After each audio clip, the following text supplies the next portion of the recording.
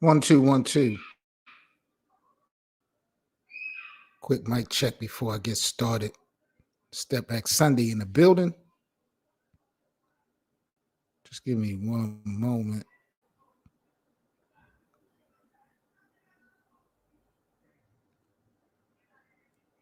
About to get a mic check in action.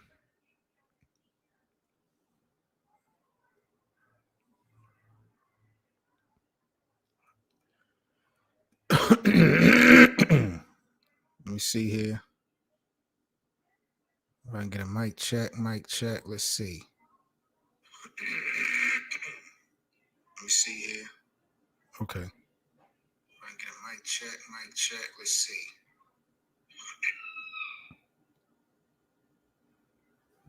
All right, cool. So we are lit. All right, man. So welcome to Step Back Sunday, man. Every Sunday where we kind of take a step back and look at the hottest stories and topics over the NBA weekend. I'm your host, Seven Mitchell, man. Salute to everybody in the NBA community. This is the best of 7 Sports Talk. So LeBron James, Friday, it was announced that he was fined $15,000 for the obscene gesture that he had, pretty much mocking Sam Cassell's famous monkey ball dance, if you want to call it. The NBA had fined LeBron $15K for the celebration on a clutch three-pointer that he had when the Lakers beat Indiana, I believe Thursday. Now, the NBA had also warned LeBron James that using some profane language during the media availabilities is not going to be tolerated as well. So it seemed to me that the NBA, I'm not going to say it's turning their back on LeBron or giving him the cold shoulder, but the rules are definitely changing for the king. I'm not going to sit up here and wait or hold y'all. LeBron used to get away with murder. So many times we done seen LeBron in post games. LeBron used all types of foul language. Good moods, bad moods. Like, it was never a big issue to where as though the league act like they had a problem with it. We always had their critics out there that's saying that LeBron using certain excessive language during certain times was not good as a role model. We heard that story before. But as far as punishments from the league, they never really had an issue with anything LeBron James have done.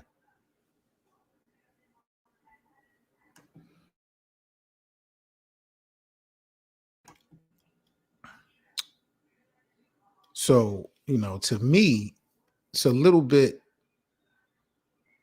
disappointing.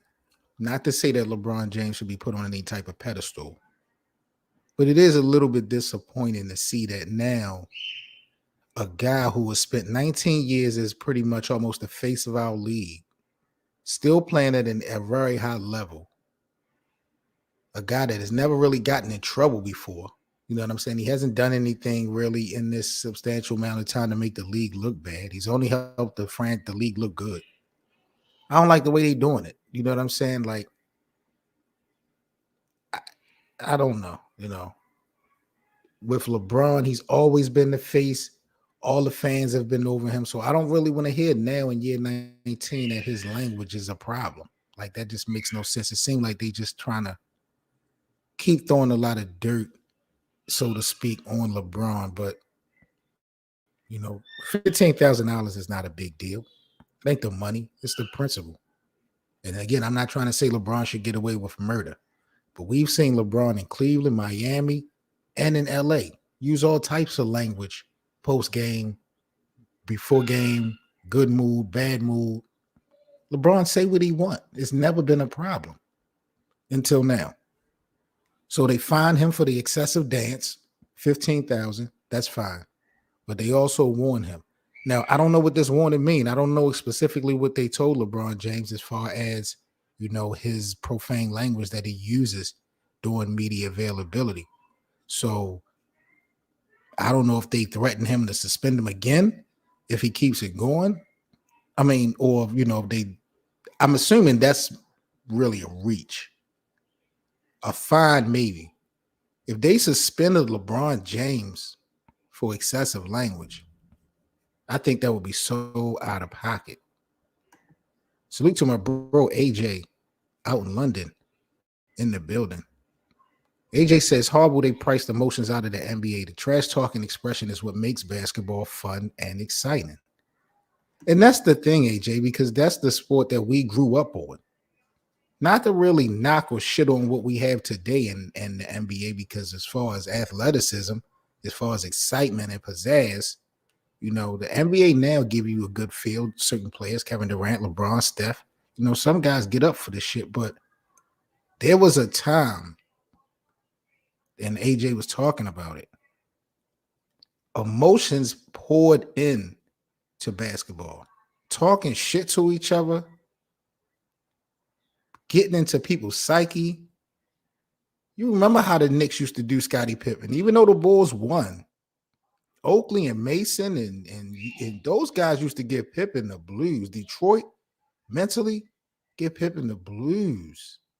Jordan got the blues. Like, it's a lot of emotion, a lot of physicality, a lot of aggression back in the day in the NBA. And it was exciting to a lot of us because that's really what we grew up on. Nowadays, it's a little bit different. More finesse than ever. But my whole thing about LeBron James getting fined and getting warned about his language, keep the same energy. Don't give LeBron no special privileges. But again, LeBron has been talking his talk for 19 years. The critics have said that's not a good example of a role model. I understand that. You can sit up there and argue that. But the NBA has never given any warnings to LeBron. So why now? So I thought that was interesting that LeBron got $15,000 fine coming off of the 1-game suspension. I really don't even feel like he should have got suspended for the play versus Isaiah Stewart. I've had arguments for 2 days about whether that was intentional or non-intentional as far as the swipe that LeBron did hitting Isaiah Stewart in the face. I don't think LeBron intentionally meant to hit that guy in his face.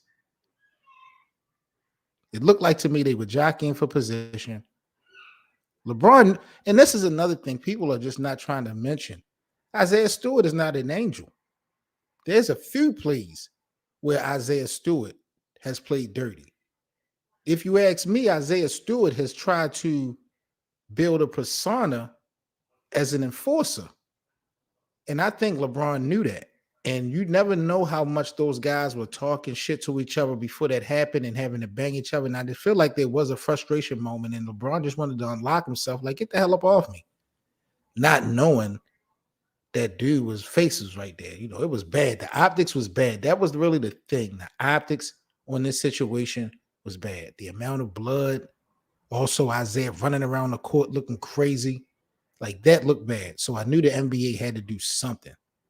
But to be real, I don't think LeBron deserved to be suspended from that. So he gets suspended.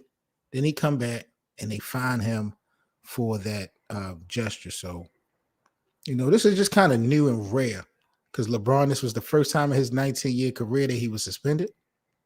And we don't normally see LeBron James getting fined. So I need the NBA to keep the same energy because it seemed like they turning their back on the king.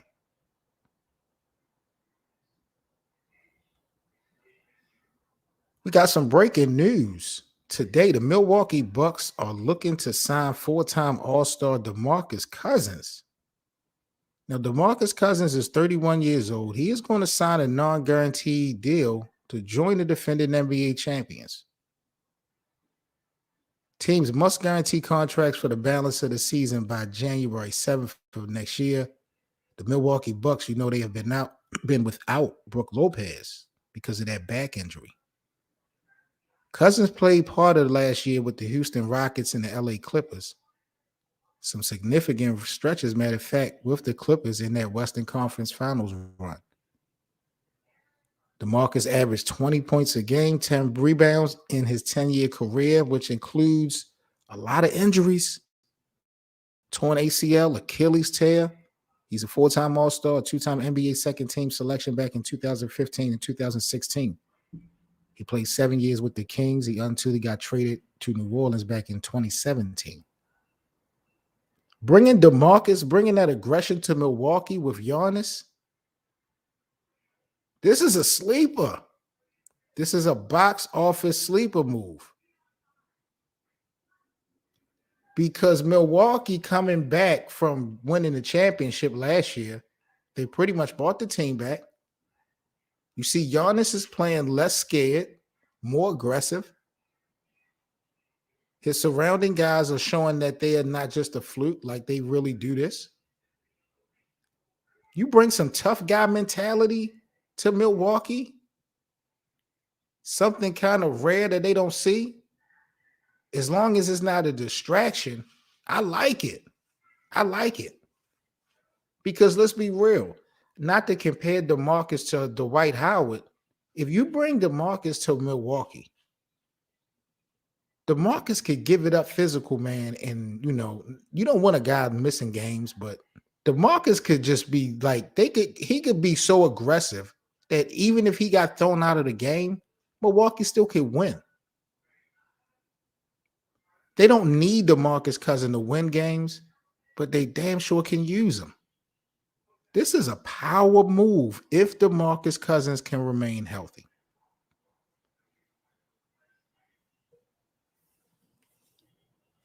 So we'll find out by January if he's going to remain with the team. But, it looks like it's a done deal. DeMarcus Cousins is going to join Giannis, Chris Middleton, Drew Holiday, and the Milwaukee Bucks.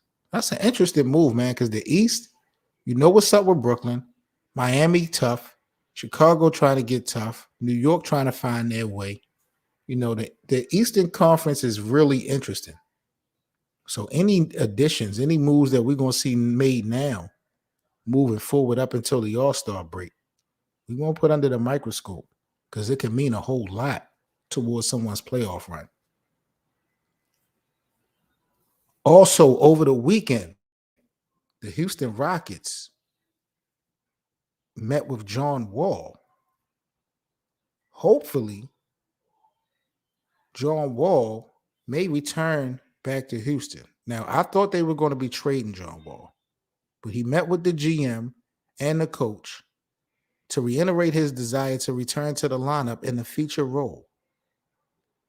So he wants to stay in Houston, it seems like, which kind of surprises me.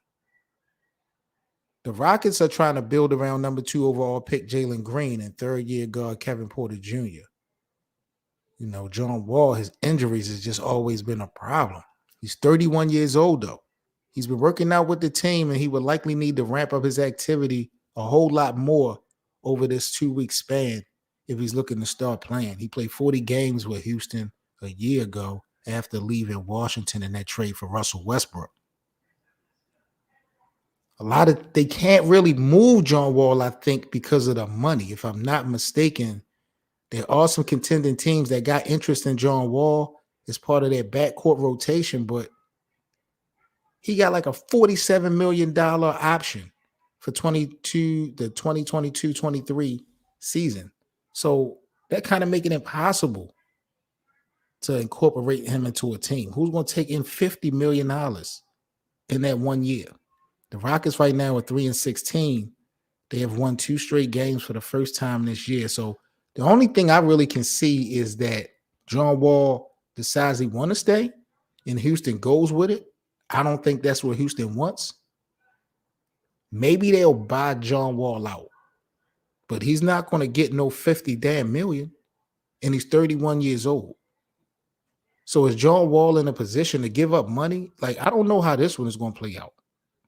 This one is going to be interesting, but he's letting them know that he wants to get back on the court. He wants to play in rotation with the Rockets, but it seems like the Rockets are trying to go even younger and they got a different focus. But we will see how that play out. This is the best of seven, man. Seven Mitchell here, man. Salute to all the NBA community. Today's Step Back Sunday again. Every Sunday, we recap everything that was hot going down in the NBA over the weekend, man. We got some games going down right now and tonight. So tomorrow, we back at you guys with Moving Pick Monday. I'll let you guys, we pretty much a recap some of the scores and everything that happened tonight.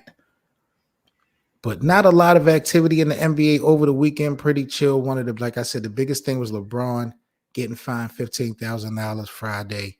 And now DeMarcus Cousins signed a non-guaranteed deal to join the defending champion Milwaukee Bucks. Pretty interesting move, if I must say. Let me make sure I'm not missing anything else that was big time that really happened over the weekend. Again, tomorrow is Moving Pick Monday. Moving Pick Monday, where I talk about a player that needs to get traded or a coach that needs to get fired, not now, but right now. I think y'all know what direction I'm going and who I'm putting that bullseye on, but y'all make sure y'all tune in here tomorrow, the best of 7, for Moving Pick Monday, because there is a head coach that I request to get up out of here sooner than later. We're going to have to talk about that, but that's pretty much it here on Step Back Sunday. Make sure y'all check out the links in the description box. The Best of 7 full podcast drops every Thursday. Salute to all our supporters. Definitely appreciate the support. If you guys would like to support the network, again, links will be in the description box. We got exclusive merchandise. We got Black Friday holiday weekend deals still going down. Free shipping, free promotion, discounts, 30% off. We got a lot going on. So I definitely appreciate you guys supporting the Best of 7 network. Like, comment, and subscribe to the channel. Full podcast again drops every Thursday, available on Spotify, Apple Podcasts, all your favorite streaming platforms. I'm 7 Mitchell with the Best of 7 Sports Talk. Y'all stay safe. Salute to everyone out there. This is Step Back Sunday. I'm out. Peace.